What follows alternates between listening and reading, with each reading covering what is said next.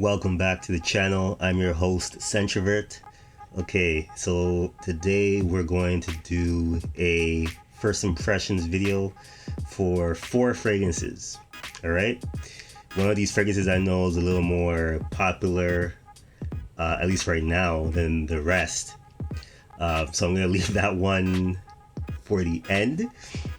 But first, let's start with this fragrance from the house of G.O.F. Trumper, a British house, and it's called Wild Fern.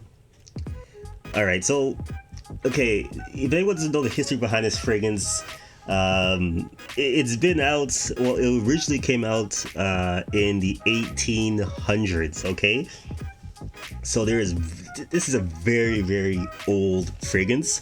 I'm obviously certain that the way how it smells today is different than how it smelled obviously when it was released back then.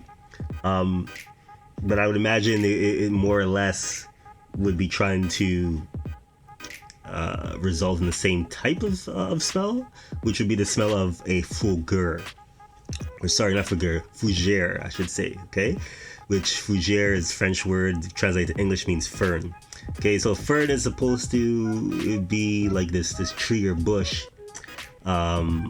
But in real life, fern doesn't really have a strong smell. So for a lot of fragrances that are Fujairahs, and that's, I guess in this case, which would be basically trying to say exactly what it's trying to smell like, or create the smell that a fern would smell like to the perfumer. I think that's what they were going for this fragrance. Let me just open up the bottle, open up the box and show you the bottle. This is a nice bottle, and it's 50 milliliters. This, out of all the fragrances that I'm going to talk about today, this is the most expensive one. And I will say though that even though it's the most expensive one, it actually does smell very lush. It does smell natural, doesn't smell cheap. However, this doesn't last long. This is, out of all the fragrances that I'm going to talk about on this list, this probably lasts the least amount of time. For me, 4 hours if I'm lucky. So it says here Wild Fern cologne. I don't know if it's a EDT, or it's actually an eau de cologne. That's never really discussed on the box, to be honest. It just says Wild Fern cologne. And let me look at the box here if there's any mention of EDT or eau de cologne. Yeah, it doesn't even mention anything like that on the box either.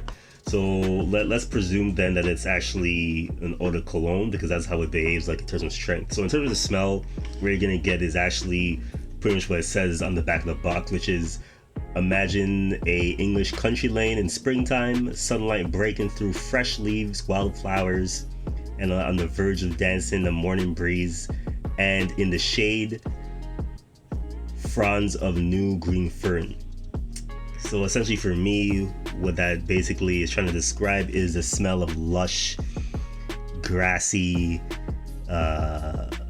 bushes, and it almost has like a little bit of a damp, almost swampish quality to it. I don't know if that's the oak moss note in there, but one thing I will tell you for sure is that what you smell when you first spray this is basically what you're gonna get for the entire scent's life, at least to my nose. It doesn't really change or develop that much.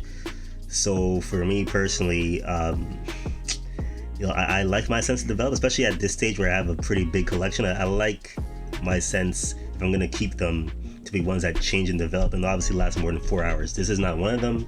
So for me personally, it's not gonna stay in my collection. But if you're someone who likes old school barbershop fragrances, and you don't mind longevity, I think this is probably one of the best smelling in terms of quality that you're gonna get. It's very lush, very green, and it doesn't have that too much of a bitterness or harshness from the lavender or the oak moss, which is what's are two typical ingredients in a Fujairah type fragrance. So anyways, that's Trumper's Wild Fern as the first impressions. Hope you like that. Let me go on to the next fragrance now. This fragrance is one that I've been trying to get for a while, but it wasn't available till recently on fragrancebuy.ca, which is where I bought most of these fragrances from. And this fragrance is from the house of Jacques Bogart, and it's called Riviera Nights. Okay, now the two reviews who piqued my interest for this fragrance were first from Scentland and Stumptown Smells, I think, if I'm not mistaken. They really describe this fragrance to be something that's like very nice and elegant. But when I actually got it, let me just open up the box for you to show you what the actual bottle looks like. And let me just say the bottle is actually very nice. Just look at the classiness of this bottle. You can see here on the camera, but it just looks very good. And even the sprayer, sprayers like that. Let me just show you. I don't know if you can see it. Yeah, I mean, look at that. I mean, it just is an amazing thing, right? But yeah, in terms of smell, and also I should say this is the cheapest out of all the fragrances on this list. This is like $25 Canadian for the 100 ml. And that's typical of a Jacques Bogart house, right? They're very cheap fragrances. You usually get them for $25 Canadian or less. But one thing I have a problem with this brand is that their fragrances are harsh or chemical smelling. Like, honestly, if you were to take this box and put those caution or corrosive type of symbols on the box, like what you would get in something like this product, see, like something like this product where you have this danger, corrosive, chemical, all these type of products here, these Jacques Bogart fragrances, to be honest, they have like that harsh quality to them, and it does feel like when you spray them on, you smell them up top, that it's just very harsh, man. And to me, with this fragrance, that harshness doesn't go away.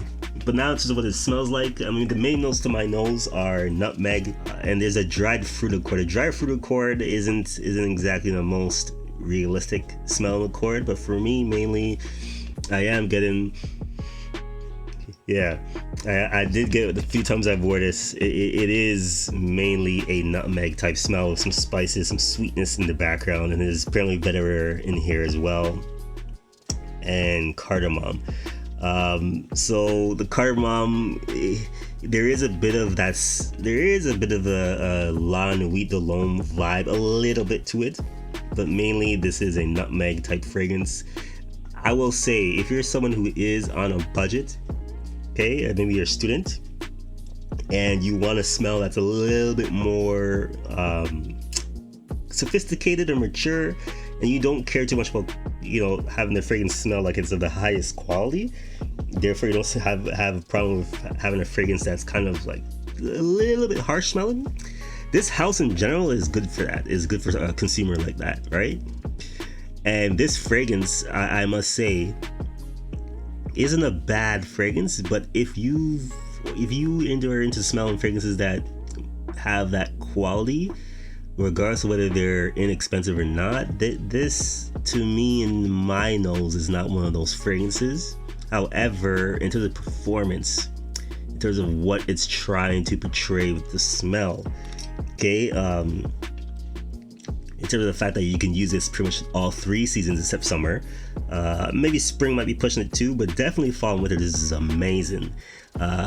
You would have to watch the sprays, especially in the workplace. But in terms of you wear this to a club, to environments that are open, this is a good fragrance, man. I will say that. But if you're someone who likes their fragrances to be smooth, smell good, this is not one of those fragrances. Okay, so that's Jacques Bogart or Riviera Nights from the house of Jacques Bogart. Okay, so the third fragrance I'm going to be talking about is from the house of Bentley, and it's called Bentley for Men Absolute. This is probably I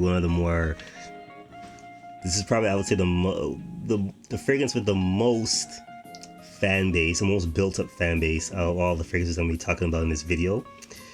The reason is that it's meant to clone a discontinued fragrance, which is none other than Gucci Pour Homme 1, which was released by that house when I believe Tom Ford was creative director or heavily involved in the fragrance input of that house.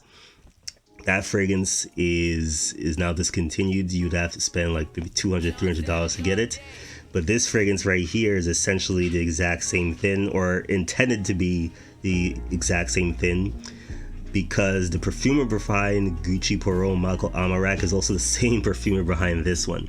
It was read somewhere that he essentially dug up the formula that they used for that discontinued fragrance and pretty much restored it, and put it in this fragrance.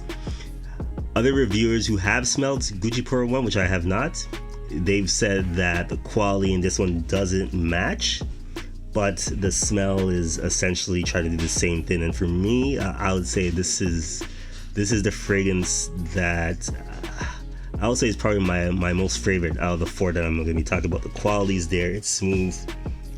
It's definitely more wearable than the Bentley for Men Intense from the same house. Because it's not as loud as a performer. It's just closer to the skin, but the quality and the smell, which some have described it to smell like burnt electronics with a smooth vanilla incense mixed there in the end. And there's a little bit of a fresh spiciness too lingering underneath from the ginger. This fragrance, I really like this fragrance, man. I feel like it's good enough to wear in 3 seasons: spring, fall, and winter, and you can pretty much use this in many different situations because it doesn't project too far off your skin, so you're not going to piss people off at work, right? Whereas Bentley for Men Intense, that fragrance is a very loud performer. You definitely can't use that to places like work or places that are very tight in spaces. So yeah, this fragrance, in terms of quality, I would put this up there with the Wild Fern in this list, but obviously it lasts longer than 4 hours on my skin. This, it costs you about 47 Canadian dollars. It's actually more expensive than Bentley for Men Intense, at least from what I paid. And that's interesting, I find, because I feel like more people talk about the other fragrance, but I guess it's because this one is meant to clone a discontinued Gucci fragrance that a lot of people are after. This is probably why maybe this one has more demand for it, I presume. But anyways, and the last fragrance, which I know a lot of people want to know about because it's one that recently came out from the house of Armaf, and it's none other than Club de Nuit Milestone Eau de Parfum. Alright, you can see here it has that cheap, I don't know if it's a rhinestone or whatever you want to call it. This gives you the badge information there, made in France, produced 2019, all that good stuff. Let me just show you now the bottle, which, let me look at this. I have to say, say what you will about this house being essentially a Middle Eastern clone house, although this is obviously one of the higher quality clone houses on the market. But this house, okay, Armaf, I have 2 other scents from their Club de Nuit line. I have their very popular Club de Nuit Intense Man, and I have the regular Club de Nuit Man. This right here is a recent release, just came out I think late last year, and it's meant to be a clone of Creed's Millésime Impérial. Okay, so in case if you don't know what that is, what that fragrance smells like, okay, that very expensive popular niche fragrance smells like, it basically smells like salty sea air with a backdrop of a fruity type of chord. And the fruit that comes to mind when I'm smelling that fragrance is like a melon, watermelon, or any type of melon you can think of. It has that kind of undertone to it, but mostly you're getting that mixed in with the salty sea air. Now this fragrance, I have to say, out of all the fragrances on the market that are meant to be inspired by Millésime Impérial, I would have to say this comes the closest. I mean, some of what the other reviewers were saying about that, I have to agree. But one thing I will say though is that the actual Creed fragrance, I feel like the Creed fragrance is in 3D and this is in 2D. You know what I mean? Like, I feel like when you spray the Creed fragrance on your skin, it jumps, it pops. It feels like you literally are experiencing salty sea air with that fruity backdrop, right? Whereas this feels a little more flat, right? Doesn't really have that same pop. Obviously, you can tell the quality and the ingredients are not the same, but in terms of just the smell, this here gets it right. Okay, so if you're someone who, you know, look, you don't want to spend $200, $300, $400 for the Milestone Imperial bottle, but you want a fragrance that right now you can find in the market that it smells the closest you can get to that. You know, forget Sean John's Unforgivable, forget the, you know, what is it, the Ed Hardy Love and Lucky. This right here, right now, is the best one on the market you can get, okay? And I got this for what, 59, 60 bucks Canadian. Now, me personally, I'm not even a fan of the Milestone Imperial smell. As I realized when I wore this, and even having worn Creed Milestone Imperial too as well, I just, me personally, is not my taste in terms of what you know, the type of smell that it is. But if you're someone who does like it, I would say definitely invest in this and get this. And it lasts a good amount of time, 6 hours minimum, I'd say it lasts. And for what this fragrance is, which is a fragrance that you would want to use in the spring and the summertime, you know, this is the perfect time to be getting it, right? So anyways, that's Milestone Imperial, that's Armaf's Club de Nuit Milestone, right? Which is an inspiration or inspired by Creed's Milestone Imperial. Alright, thank you for watching this first impressions video. Like, comment, subscribe, holla back.